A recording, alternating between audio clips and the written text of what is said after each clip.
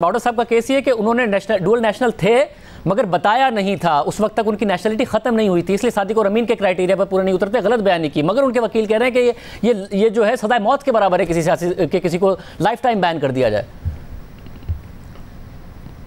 नहीं, उनका जो हाईकोर्ट ने व्यू लिया वो इसलिए था कि सुप्रीम कोर्ट का एक जजमेंट था जिसमें सुप्रीम कोर्ट ने कहा था कि एफिडेविट फाइल किए जाएंगे और एफिडेविट अगर सच्चा नहीं है तो फिर 62(1)(f लगेगा या नहीं, वो एक सवाल है। तो वो सवाल बिल्कुल इस बात के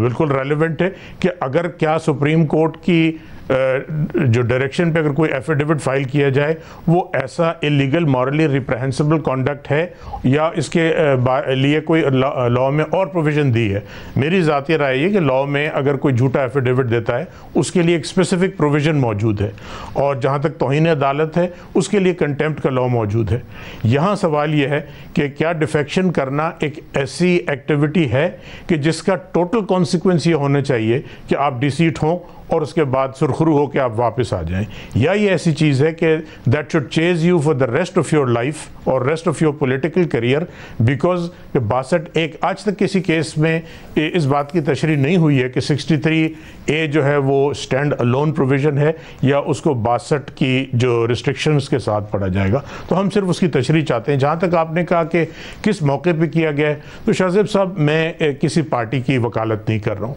ये इस हॉर्स ट्रेडिंग की विक्टिम एक वक्त में पाकिस्तान पीपल्स पार्टी भी रही है, एक वक्त में पाकिस्तान मुस्लिम लीग नून भी रही है, एक वक्त में अब PTI भी है। अगर ये तशरीह होगी तो ये सिर्फ मौजूदा हुकूमत या किसी एक पर्टिकुलर पार्टी के लिए नहीं होगी, ये हमारे पॉलिटिकल प्रोसेस के लिए होगी। और ये तमाम पॉलिटिकल पार्टीज़ को जो आज इसको अपोज कर रही हैं at one point of time in past और इन फ्यूचर, ये इनके लिए मसला है। तो एक ये हमें एक अपॉर्चुनिटी मिली है और एक सारे फैक्ट्स गैदर हो गए हैं, तो बेहतर ये है कि हम पार्टिजन कंसिडरेशन से बालातर होके, हो सकता है आप पर्टिकुलर पार्टी के लिए सिंपैथी ना रखते हो, लेकिन ये एक आज का मसला नहीं है, ये हमारे 70 साल की तारीख का मसला है। और अगर हम ये चाहते हैं कि अगले 70 साल भी इस कैंसर में और बीमारी में मुब्तला रहें तो इसको हम ख़त्म कर देते हैं, छोड़ देते हैं और कहते हैं कि जी डिसीटिंग करना काफ़ी है, हॉर्स ट्रेडिंग एक बड़ी नॉर्मल पॉलिटिकल एक्टिविटी है। मगर दूसरी अपॉर्चुनिटी है कि जी हमारे लोगों का कॉन्फिडेंस ख़त्म हो रहा है। मगर एक जमहूरियत के अंदर भी कहीं हम शख्सी आमरियत की तरफ नहीं बढ़ेंगे कि वज़ीर आज़म को तब्दील करने का कोई तरीका ही ना रहे। बरतानिया में एक ही दौर में 3-3 वज़ीर आज़म भी बदले गए हैं, पार्टी के अंदर लोग डिसएग्री करते हैं, एक शख्सी आमरियत नहीं आ जाएगी, चाहे वो कल को नून लीग की हुकूमत के लिए आए, अगर उनकी सिंपल मेजॉरिटी हो या पीपल्स पार्टी की हुकूमत के लिए आ जाए। मेजॉरिटी ख़त्म करने का अगर किसी पार्टी के अंदर जो मेंबर्स हैं वो डिसएग्री करते हैं और उनकी मेजॉरिटी ख़त्म करना चाहते हैं, बड़ा सिंपल तरीका है, अपनी सीटों से इस्तीफा दे दें, उनकी मेजॉरिटी ख़त्म हो जाएगी। वैसे मगर फिर वो एक माइनॉरिटी गवर्नमेंट होगी, फाइनेंस बिल पे अगर उसका डिफीट हो जाए वो गवर्नमेंट ख़त्म हो जाएगी। फिर अगर लेकिन तरीका ये बेहतर नहीं है कि ऐसे क्रिटिकल।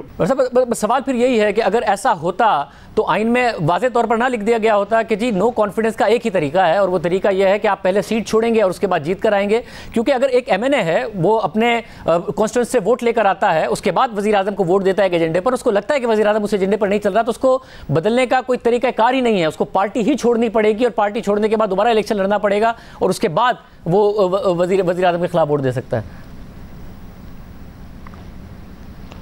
देखिए, जो आपने सवाल किया जो मुझे समझ में आया, बिकॉज ऑफ ये डिस्टर्बेंस नहीं क्लियर था, लेकिन जो आपका सवाल है कि अगर आइन में सिर्फ यही तरीका होता, आइन में तरीका है 95 में जो नो कॉन्फिडेंस का, और इसमें कोलिशन गवर्नमेंट भी होती हैं। अगर कोलिशन पार्टनर्स चले जाते हैं उस पर 63A का कोई सवाल लागू नहीं होता। तो हम सिर्फ इस तनाजुर में नहीं देख रहे कि एक नो कॉन्फिडेंस के 63A 63A में और भी कई चीज़ें लिखी हैं। उसमें 63A1 जो है वो उसका हाउस की वोटिंग से कोई ताल्लुक नहीं है। वो ये है कि आप अगर दूसरी पार्टी ज्वाइन कर लेते हैं या अपनी पार्टी से इस्तीफा दे देते हैं, वो बगैर किसी वोट के भी जा सकता है। तो आइन की स्कीम ये थी कि कुछ ख़ास कंटिजेंसीज में अपने जो अराकीन हैं, सिर्फ अपने अराकीन, अपने पार्टनर्स को या इंडिपेंडेंट पार्टीज जो ग्रुप हैं उसको नहीं, उनको डिसिप्लिन करना है कि इन इश्यूज़ पे आपकी आज़ादी नहीं है। और बिलखुसूस जब इसमें नो कॉन्फिडेंस का डाला गया है तो इसका मतलब ये है कि 95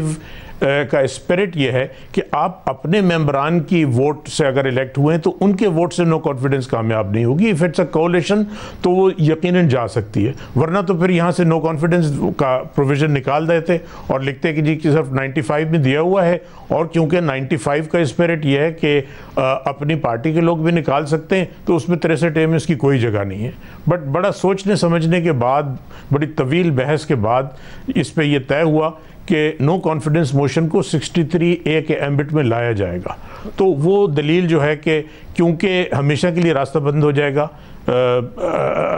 अगर 63A को इंडिपेंडेंटली पढ़ा जाए, वो पार्लियामेंट्री जब अमेंडमेंट आया तो उन्होंने खुद ख़त्म किया इस पॉसिबिलिटी। यानी कि सब अगर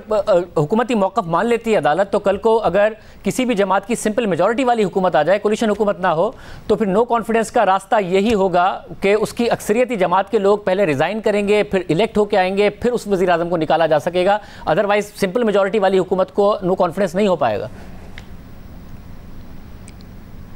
ये 63A की मौजूदगी में मेरे ख्याल में ऐसा ही है, वरना 63A जो है बिल्कुल मीनिंगलेस बन जाएगा। हाल ही में बलूचिस्तान में हुकूमती जमात के अरकान वज़ीर आला के खिलाफ अदम एतमाद लेकर आए थे, फिर इस वजह से वज़ीर आला को इस्तीफ़ा देना पड़ा, तो वहाँ पर भी फिर ये अप्लाई हो जाएगा, वज़ीर आला भी नहीं बदले जा सकेंगे। ये प्रिंसिपल अप्लाई करता है, और ये चीज़ क्योंकि चैलेंज नहीं हुई, अब ये सुप्रीम कोर्ट के सामने ये मामला आया है, तो वो सुप्रीम कोर्ट इस पे